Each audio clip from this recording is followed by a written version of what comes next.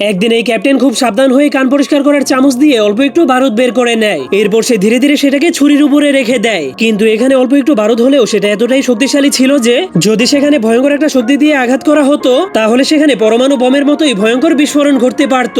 এরপর ক্যাপ্টেন তার hand gloves এবং জুতার মধ্যেও সেই ভয়ঙ্কর বারুদগুলো ভরে নেয়, যাতে করে সে দুনিয়ার সব থেকে শক্তিশালী মানুষ ইউজিরোকে লড়াই হারাতে পারে। কারণ ক্যাপ্টেন এবং ইউজিরো অনেক বছর আগে একটা চুক্তি করেছিল, আর তা হলো যদি ক্যাপ্টেন তার সঙ্গে বন্ধুত্ব ধরে রাখতে চায় তাহলে তাকে প্রতি বছর কোনো না কোনো উপায়ে ইউজিরোকে মেরে ফেলার চেষ্টা করতে হবে। এমনকি সে চাইলে তাকে পরমাণু বম দিয়েও মারার চেষ্টা করতে পারবে। এরপর ক্যাপ্টেন যখনই সম্পূর্ণ রেডি হয়ে ইউজিরোর জন্য অপেক্ষা করছিল তখনই হঠাৎ করে সে পিছন থেকে কারো আওয়াজ শুনতে পায়। এজন্য ক্যাপ্টেন পিছনে ঘুরলে ইউজিরোর চেহারা দেখে অনেক ভয় পেয়ে যায়। কিন্তু ক্যাপ্টেন সময় থাকতেই পিছনে সরে গিয়েছিল, না হলে তখনই তার সব প্রস্তুতি নষ্ট হয়ে যেত।